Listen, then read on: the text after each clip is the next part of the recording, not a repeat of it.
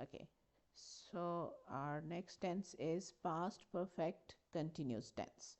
तो सबसे पहले तो ये कि हम पास्ट परफेक्ट ऐसे जैसे कि उसके नाम से ज़ाहिर है कंटिन्यूस, तो कोई भी एक्शन जो कंटिन्यू हो, और परफेक्ट यानी कि कंप्लीट हो। सो पास्ट परफेक्ट कंटिन्यूस हम उन एक्शंस के लिए यूज़ करते हैं जो पास्ट के किसी पर्टिकुलर पॉइंट पे स्टार्ट हुए हों और जिस पॉइंट इन टाइम की हम बात कर रहे हूँ उस टाइम तक अभी कंप्लीट ना हुए हों, और हम वो ड्यूरेशन बताना चाह रहे हूँ जितनी देर से वो एक्शंस हो रहे हों, यानी वो टाइम पीरियड भी हम साथ में मेंशन करना चाह रहे हूँ। पास्ट के किसी पॉइंट पे स्टार्ट हुए, जिस पॉइंट इन टाइम की हम बात कर रहे हैं पास्ट के, उस वक्त तक कंप्लीट नहीं हुए थे, कंटिन्यू थे, और साथ में हम वो पूरी ड्यूरेशन भी बताना चाह रहे हैं जिस ड्यूरेशन से वो एक्शंस हो रहे हैं, कंटिन्यू हैं। जब स्टार्ट हुए थे उस वक्त से लेके उस वक्त तक जब तक कि हम बात कर रहे हैं, यानी वो पूरा ड्यूरेशन या टाइम पीरियड या दौरानिया भी हम बताना चाह रहे हैं। दिस इज द मेन और basic function of past perfect continuous tense. So first of all, obviously we will have a look at its structure and form. So affirmative sentences यानी positive sentences हम इसके कैसे बनाते हैं? सबसे पहले तो subject जो कि action perform करेगा, उसके बाद had been, क्योंकि had जो है उसके साथ हमेशा थर्ड फॉर्म ऑफ वर्ब आती है, और कंटिन्यूज में हमें ing फॉर्म चाहिए वर्ब की, otherwise continuity of action express नहीं हो सकती। सो हैड के बाद हम पहले बीन लगाएंगे, because been is the third form of be. तो हैड के बाद हम बीन लगाएंगे और उसके बाद फिर वर्ब की फर्स्ट फॉर्म और आईएनजी, ताकि वो जो हैड के साथ थर्ड फॉर्म ऑफ वर्ब की रिक्वायरमेंट है वो भी पूरी हो जाए, और हमने जो कंटिन्यूस के लिए वर्ब की आईएनजी फॉर्म यूज़ करनी है वो भी यूज़ हो जाए। So subject, then had been, then verb first form ING, फिर इसके बाद ऑब्जेक्ट जो कि ऑप्शनल है, और फिर इसके बाद time duration. Time duration optional नहीं है, ऑब्जेक्ट ऑप्शनल है, आप चाहें तो लगाएं, ज़रूरत ना हो तो स्किप कर दें, लेकिन टाइम ड्यूरेशन ऑप्शनल नहीं है, you have to mention that time duration. He had been playing football for 2 hours before it started raining. So वो जो रेन स्टार्ट होने का अमल था पास्ट में, उस पॉइंट तक वो फुटबॉल खेल रहा था। कब से खेल रहा था? उससे भी 2 घंटे पहले से। सो जब रेन स्टार्ट हुई तो उस वक्त तक उसका फुटबॉल खेलने का जो प्रोसेस है या जो एक्शन है वो कंटिन्यू था, उससे भी 2 घंटे पहले शुरू हुआ था। ये सब चीज़ें जो कि हमने एक्सप्रेस करनी थी एक ही सेंटेंस में, so for that we will use past perfect continuous tense.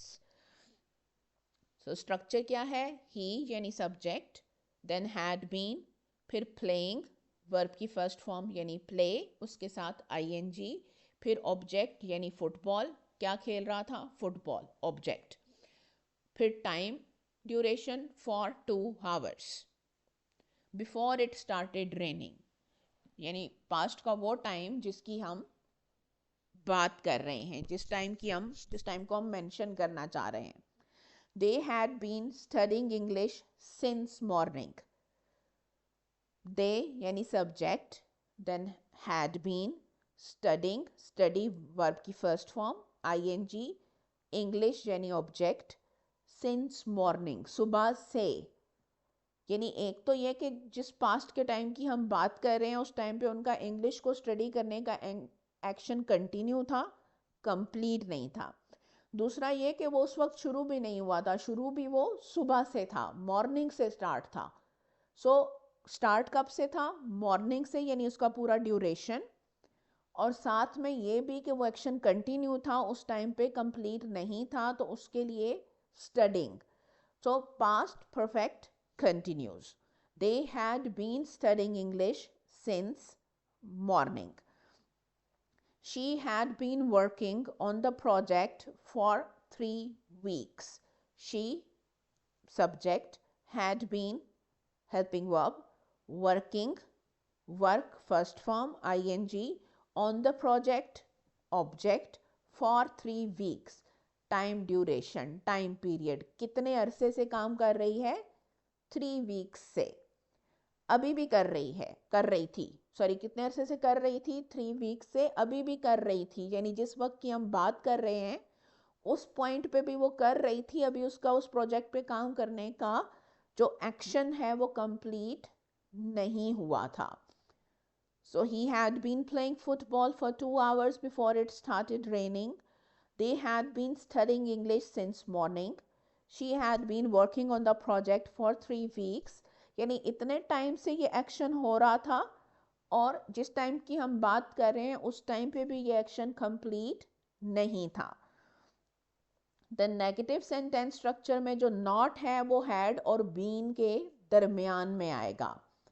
यानी पहले आप सब्जेक्ट लगाएंगे, फिर हैड लगाएंगे, फिर उसके बाद, क्योंकि नेगेटिव सेंटेंस में जो नॉट है वो हेल्पिंग वर्ब के फ़ौरन बाद लगता है और हेल्पिंग वर्ब हैड है, हैड बीन नहीं है. बीन तो थर्ड फॉर्म ऑफ वर्ब है. तो हैड के बाद आप नॉट लगाएंगे और उसके बाद बीन लगाएंगे. हैड बीन नॉट नहीं होगा, हैड नॉट बीन. ये चीज़ आपने याद रखनी. अक्सर आप लोग लिखते हुए ये मिस्टेक कर देते हैं, had been not, had not been. उसके बाद वर्ब की first form, then ing, object and then time duration. He had not been playing football for 2 hours before it started raining. They had not been studying English since morning. She had not been working on the project for 3 weeks. Interrogative sentence structure, उसमें had start में आ जाएगा, फिर subject, बाकी सारे का सारा sentence का sequence वही रहेगा. सिर्फ हैड जो है वो अपनी जगह से हट के सेंटेंस के स्टार्ट में आ रहा है. Had, subject, been, first form of verb ing, object, time duration. Had he been playing football for 2 hours before it started raining? Had they been studying English since morning? Had she been working on the project for 3 weeks? फिर हमारे पास आ गया negative interrogative sentence जिसमें हम question बनाएंगे लेकिन negative. So had, उसके बाद subject, फिर नॉट, फिर बीन. सबसे पहले हैड आएगा, उसके बाद सब्जेक्ट आएगा और सब्जेक्ट के फ़ौरन बाद आप नॉट ऐड करेंगे. देन बीन, फिर first form of verb, then ing, object, and then time duration. Had he not been playing football for 2 hours before it started raining? Had they not been studying English since morning? Had she not been working on the project for 3 weeks? Again, जो question है और जो negative question है उनके meaning में difference है. Had he been playing football for 2 hours before it started raining का मतलब क्या है कि बारिश के शुरू होने से पहले क्या वो 2 घंटे से फुटबॉल खेल रहा था? बारिश के शुरू होने से पहले क्या वो 2 घंटे से फुटबॉल नहीं खेल रहा था? मीनिंग में फ़र्क क्या है? मीनिंग में फ़र्क ये है कि पहले वाले में आप सिर्फ पूछ रहे हैं कि वो 2 घंटे से फुटबॉल खेल रहा था. That is your question. What was he doing before the rain started? दूसरे में आप ये कह रहे हैं कि उसको तो फुटबॉल खेल रहा होना चाहिए था. अगर नहीं खेल रहा था तो फिर क्या कर रहा था? क्यों नहीं खेल रहा था? जब आप नॉट ऐड करते हैं then it becomes a question of कि ये काम अगर नहीं कर रहा था तो क्यों नहीं कर रहा था या फिर और क्या कर रहा था. उसूलन तो उसे ये काम करते होना चाहिए था क्योंकि उसे तो ये काम दिया गया था. जैसे अगर आप लोगों को क्लास में टीचर बिठा के जाएं टेस्ट प्रिपेयर करने के लिए और वापस आएँ और आप लोग बातें कर रहे हो तो आप लोग टेस्ट प्रिपेयर नहीं कर रहे थे, नहीं आएगा ना उसमें. क्यों? ये नहीं कहेंगे कि आप लोग टेस्ट, क्या आप टेस्ट प्रिपेयर कर रहे हैं? आप लोग टेस्ट नहीं प्रिपेयर कर रहे हैं. वो जो नहीं है that is changing the meaning कि आपको ये काम करना चाहिए था, आप क्यों नहीं कर रहे. तो वो जो नॉट हम ऐड करते हैं क्वेश्चन में that changes the meaning of the question. Had they not been studying English since morning? Had she not been working on the project for 3 weeks again? इधर यू आर सेइंग कि अगर ये काम नहीं कर रहे थे तो फिर क्या कर रहे थे, उन्हें तो ये काम करते होना चाहिए था, और या फिर आप ये कह रहे हैं कि वो तो ये काम कर रहे थे तो फिर वो आपका काम कैसे कर सकते थे या कोई दूसरा काम कैसे कर सकते थे। जैसे अगर कोई और क्रिटिसाइज करे कि उन्होंने तो ये काम नहीं किया, तो अगले बार जवाब दे कि वो ये काम कर रहे थे ना, फिर वो वाला काम कैसे कर रहे थे, वो इंग्लिश नहीं पढ़ रहे थे सुबह से। So again when you are adding not, तो जो पूरा क्या पूरा वो जो क्वेश्चन है उसका मीनिंग चेंज हो जाता है। Then we have WH question structure.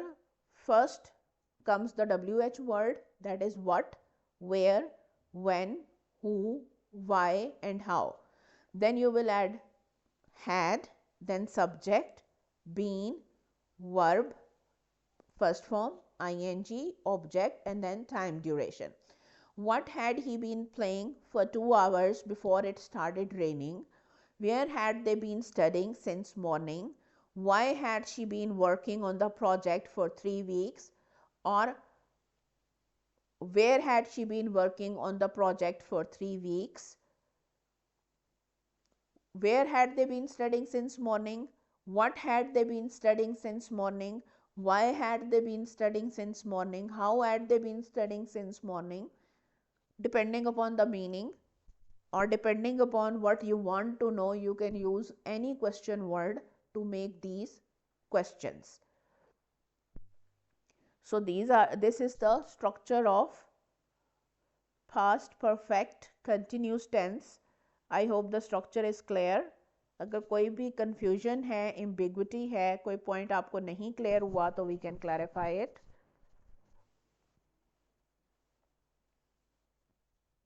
If it is clear, then we can move to recap.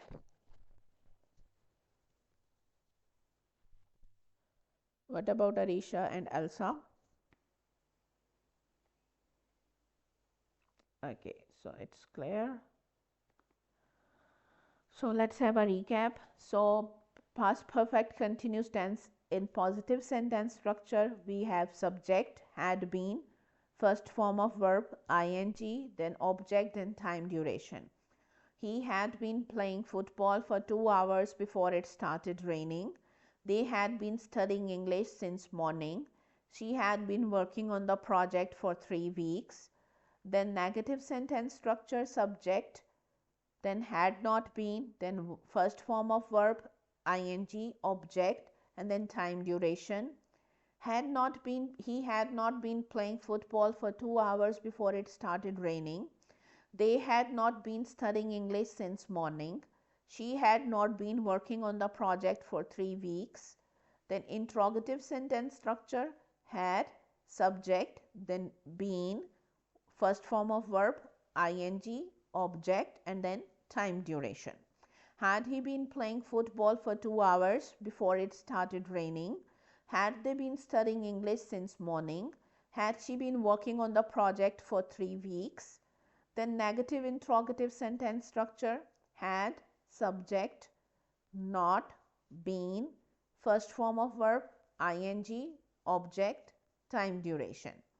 Had he not been playing football for 2 hours before it started raining? Had they not been studying English since morning? Had she not been working on the project for 3 weeks?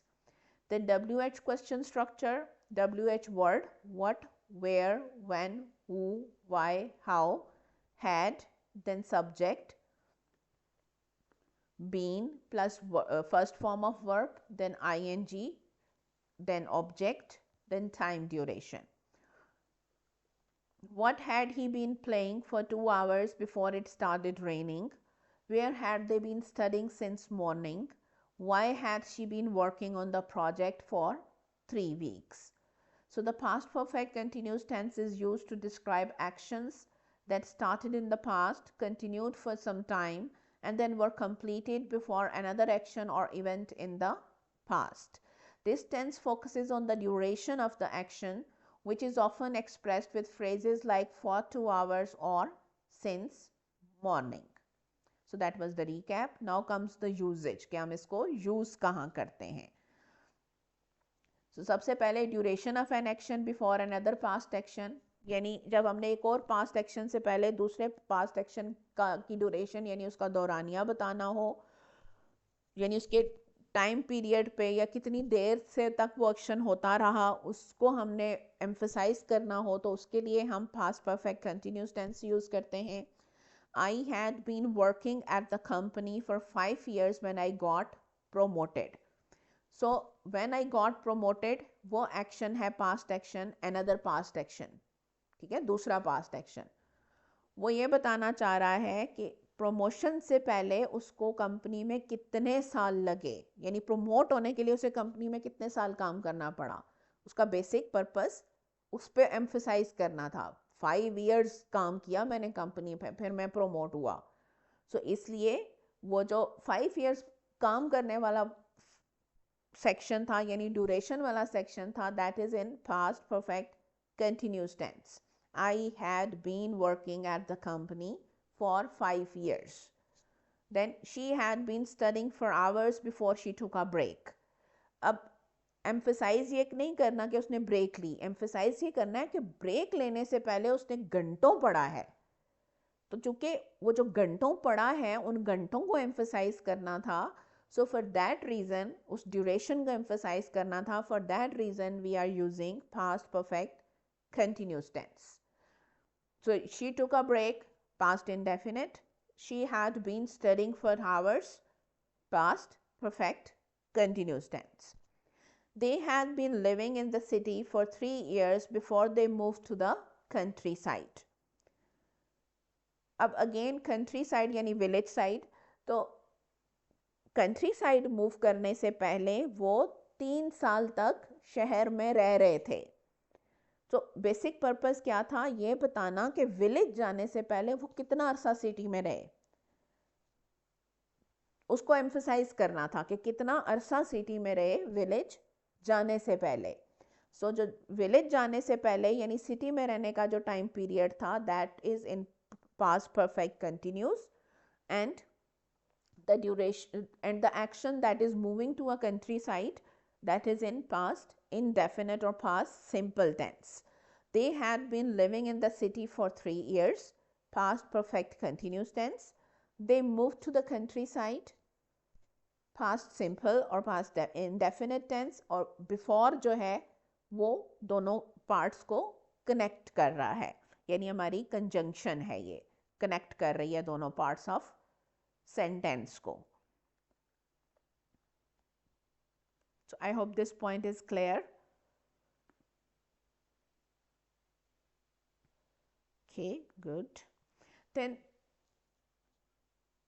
जब कोई भी past action या situation हो और हम सिर्फ उसका cause बताना चाह रहे हो, कॉज और इफेक्ट रिलेशन एस्टैब्लिश नहीं करना चाह रहे, सिर्फ कॉज बताना चाह रहे हैं.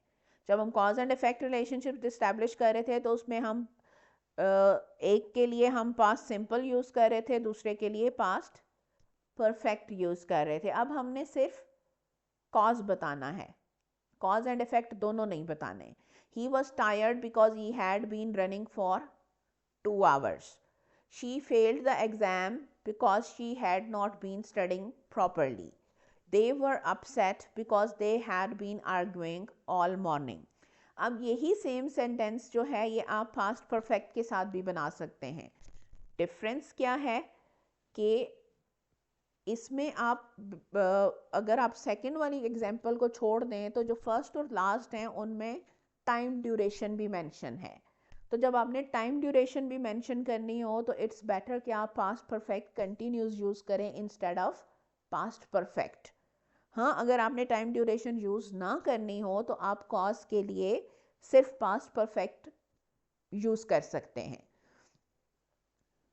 They failed the exam because she had not been studying properly. They were upset because they had been arguing all morning. तो जो इफेक्ट है वो तो सीधा सीधा पास्ट सिंपल या पास्ट इंडेफिनेट में है. जो आपका कॉज है वो पास्ट परफेक्ट में भी हो सकता है और पास्ट परफेक्ट कंटिन्यूस में भी हो सकता है. ड्यूरेशन हो, टाइम ड्यूरेशन भी मेंशन करनी हो तो इट्स बेटर कि आप पास्ट परफेक्ट कंटिन्यूस यूज़ करें. टाइम ड्यूरेशन मेंशन ना करनी हो तो यू कैन चूज कि आपने दोनों में से कौन सा यूज करना है, बोथ कैन बी यूज्ड। देन वो एक्शन जो कंटिन्यू हूँ यानी प्रोग्रेस में हूँ एक पास्ट के किसी भी एक पॉइंट इन टाइम से पहले, यानी पास्ट का कोई टाइम है और उससे पहले वो एक्शन कंप्लीट नहीं हुआ। By 9 AM we had been waiting for the bus for over an hour, क्योंकि अगर सिर्फ एक्शन उस पॉइंट तक कंप्लीट ना हुआ हो तो उसके लिए तो हम पास्ट कंटिन्यूस टेंस यूज करते हैं। तो हम ये भी बता रहे हैं कि वो एक्शन कंटिन्यू था उस पॉइंट इन टाइम तक, और कितनी देर से हो रहा था वो भी, यानी उसकी ड्यूरेशन भी बतानी है और साथ में ये भी बताना है कि किस टाइम की हम वो ड्यूरेशन बता रहे हैं, यानी जिस टाइम पे की हम बात कर रहे हैं उस टाइम पे उस एक्शन को कंटिन्यू हुए कितना टाइम या कितनी ड्यूरेशन हो चुकी थी। तो 9 AM पास्ट का फिक्स टाइम और एन आवर यानी वो ड्यूरेशन जिससे हम जितनी देर से वेटिंग का एक्शन हो रहा था यानी कंटिन्यू था, इन प्रोग्रेस था। क्योंकि अगर सिर्फ action not completed in the past होगा या कंटिन्यू इन द पास्ट होगा तो उसके लिए तो हम सीधा सीधा पास्ट कंटिन्यूस टेंस यूज कर लेंगे, पास्ट परफेक्ट कंटिन्यूस की ज़रूरत नहीं है। पास्ट परफेक्ट कंटिन्यूस की ज़रूरत कब पड़ती है? जब एक्शन कंटिन्यू भी हो और साथ में हम उसकी कंटिन्यूटी की ड्यूरेशन भी बताना चाह रहे हूँ। By the time she arrived, they had been working on the project all night. He had been reading the book for weeks before he finished it. So, for weeks, all night, an hour, ये क्या हैं? Time durations हैं। और actions कौन से हैं जो उस वक्त continue थे? Waiting, working और reading। और फिर अगर हमने किसी पास्ट एक्शन की कंटिन्यूटी यानी उसका कंटिन्यू होना एम्फसाइज करना हो, हम ये फोकस करना चाह रहे हो कि ये एक्शन कंटिन्यूस नेचर का है, ये उस वक्त कंप्लीट नहीं था या कंप्लीट हो नहीं सकता था, मतलब हम ये बताना चाह रहे हैं कि ये एक्शन उस वक्त कंटिन्यू था, कंप्लीट नहीं था, हम उसको एम्फसाइज करना चाह रहे हैं और साथ में अगेन टाइम ड्यूरेशन भी मेंशन करना चाह रहे हूँ, तो फिर हम past perfect continuous tense use करते हैं। She had been teaching at the school for 10 years before she retired. तो कौन सा पास्ट का पॉइंट है जिस वक्त वो एक्शन कंटिन्यू था? उसकी रिटायरमेंट से पहले। कितने अरसे तक? यानी ड्यूरेशन तक 10 ईयर्स तक। एक्शन कौन सा? Teaching at the school.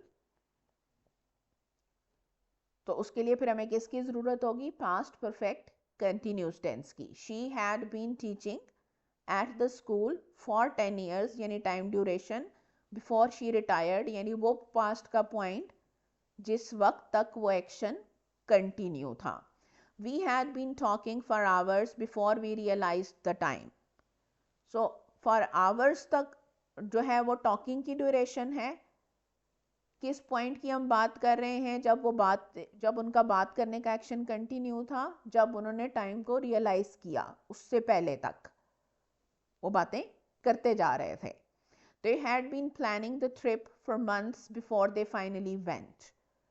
For months duration, इस पूरी ड्यूरेशन में कौन सा एक्शन हो रहा था? प्लानिंग का। किस वक्त से पहले तक? जाने से पहले तक।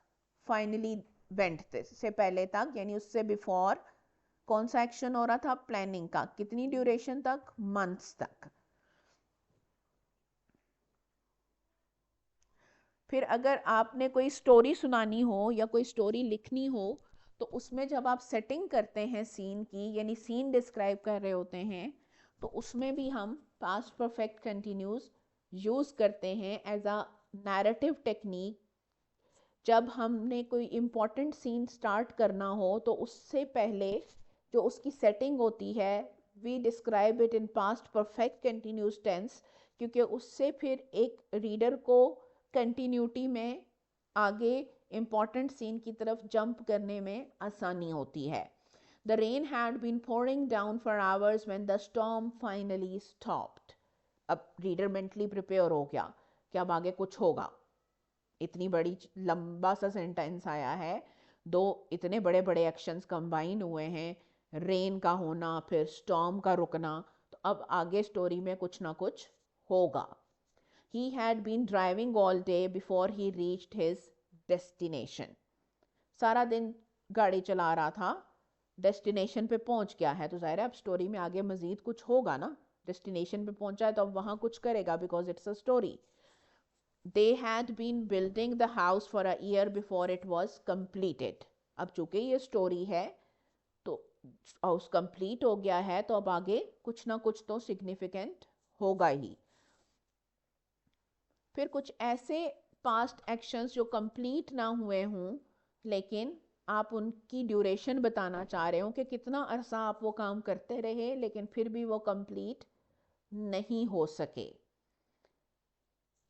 जैसे पहले हमने किया था पास्ट परफेक्ट टेंस में कि वो एक्शंस या वो ख्वाहिशें जो पास्ट में रही हूँ लेकिन पूरी ना हो सकी हूँ.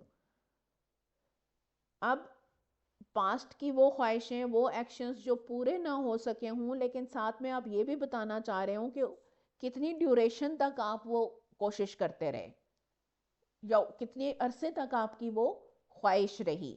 तो जब आप उसके साथ आप वो ड्यूरेशन भी ऐड करना चाहें, then you will go for past perfect continuous tense. I had been planning to call you but I got busy with work. तो उसको कॉल करने की प्लानिंग कर रहा था, फिर काम के साथ बिजी हो गया. सो दैट मीन्स कि कॉल नहीं की, सिर्फ प्लान किया. They had been saving for a new car when an unexpected expense came up. अब वो कार के लिए सेविंग कर रहे थे अगर, तो ज़ाहिर है एक दिन दो दिन तो नहीं की होगी. It will be a duration. और फिर बाद में कोई एक्सपेंस आ गया और वो कार नहीं ले सके, तो पास्ट का प्लान था, फुलफिल नहीं हो सका, लेकिन बहरहाल उसकी ड्यूरेशन ज़्यादा थी उस प्लानिंग की. She had been hoping to visit her family but her plans changed. Again, वो फैमिली को जब विजिट करने की होप कर रही थी तो काफ़ी टाइम तक करती रही होगी, बाद में कुछ ऐसा हुआ होगा जब उसका प्लान चेंज हुआ होगा. तो जब ड्यूरेशन ज़्यादा रही हो, आपके उस एक्शन की जो फुलफिल ना हो सका हो, तो then you use past perfect continuous tense. अगर ड्यूरेशन ज़्यादा ना हो, then you use past perfect tense. Duration ज़्यादा हो, then you will use past perfect continuous, ताकि जो सुनने वाला है उसको भी ये फीलिंग आए कि ये जो सामने वाला है उसने काफ़ी टाइम तक ये चीज़ जो है वो प्लान की और फिर वो नहीं कर सका. So I hope the tense is clear and its usages is clear. अगर कोई भी कंफ्यूजन या एम्बिग्विटी है तो हम उसको डिस्कस कर लेते हैं.